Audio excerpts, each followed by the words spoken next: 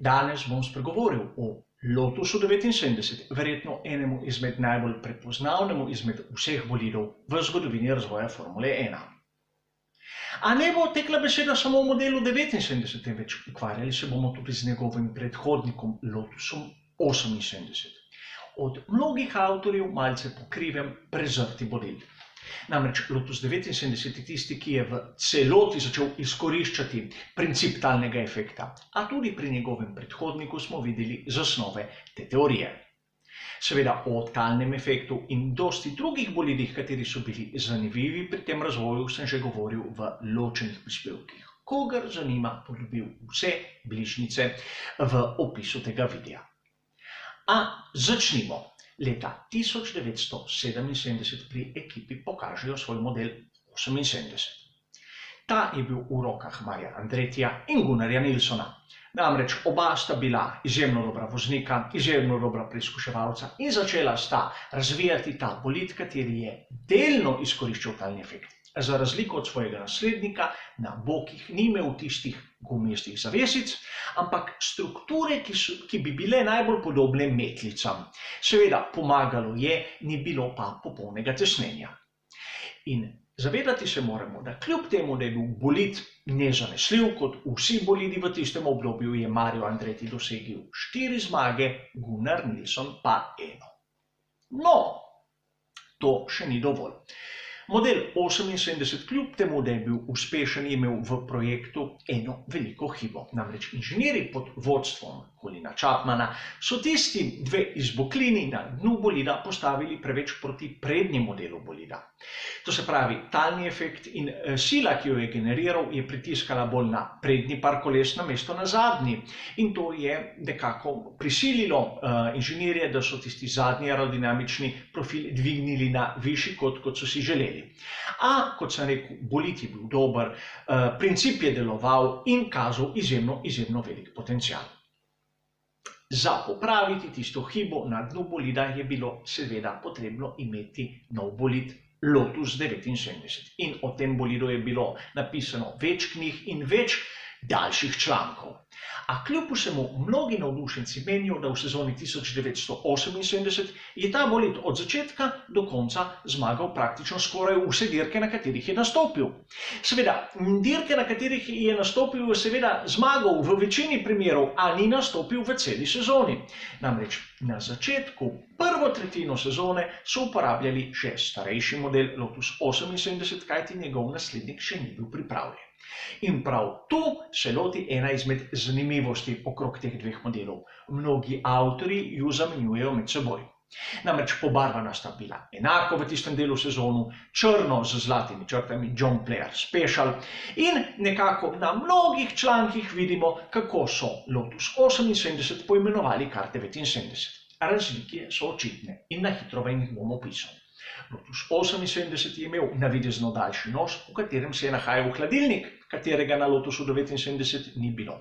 Nos je bil tudi širši, logično zaradi hladilnika, in kar je še bolj značilno, na tistem zadnjem delu okrog vozniške kabine sta bili dve tisti reži, kateri sta zračni tok usmerjali na zadek bolida, na tisti motor Cosworth DFV, katerega je poganjal.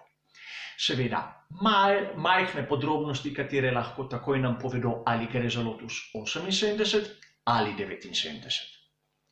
A pojdimo v začetku, je tako Mario Andretti kot Ronnie Peterson, kateri je nadomestil Gunnarja Nilssona, imel na razpolago ta starejši model, a oba sta zmagala po eno dirko na začetku sezone. Če pogledamo, Mario Andretti je novega 79 dobil šele na 6. dirki, Ronnie Peterson pa na 7. dirki. In imeti moramo v mislih tudi to, da je sezona takrat trajala 16 dirk. To se pravi, dobršen del sezone sta uporabljala stara sredstva, bom rekel, star bolid. A kljub vsemu, ko je Mario Andretti dobil v roke boljši bolid, tisti, na kateremu je talni efekt deloval bolj perfektno, bolj močno, bolj uravnoteženo, je začel serijsko zmagovati, kar je res, in dosegel je 5 zmag v tisti sezoni, poleg tiste ene, ki jo je dosegel na začetku.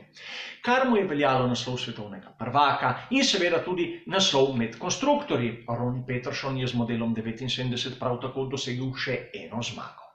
In tu velja omeniti dve zadevi, kateri so marsikdaj izpuščeni v raznih pripovedih. Namreč tiste nedelje za veliko nagrado Monze, ko je za posledicami trka umrl Ronnie Peterson, je imel na razpolago starejši Lotus 78 in ne 79.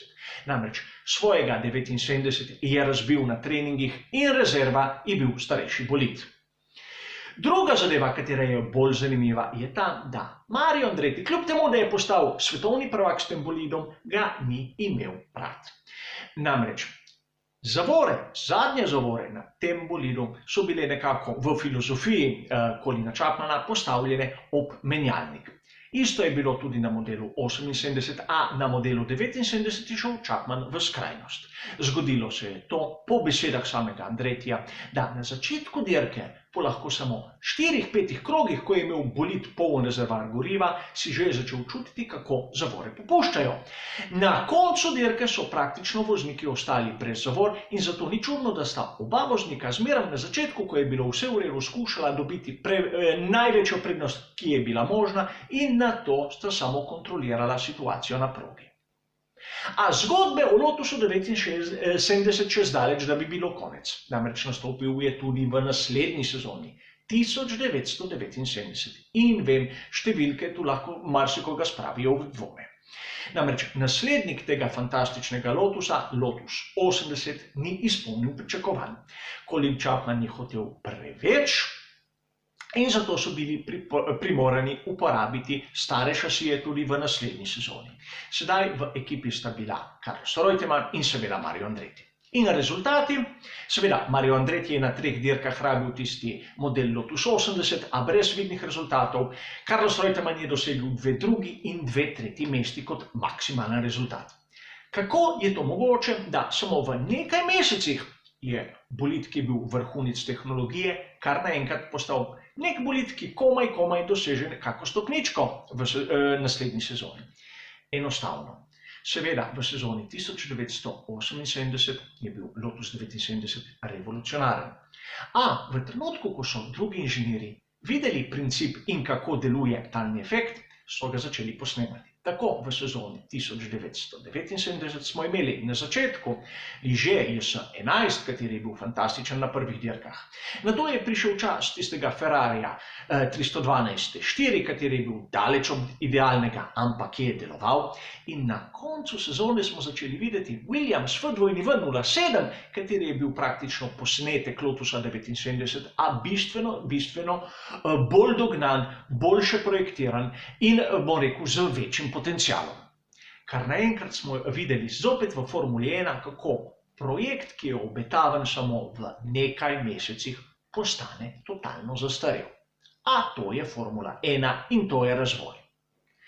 To je bila zgodba o Lotusu 79. Hvala za vašo pozornost ter nasvidenje.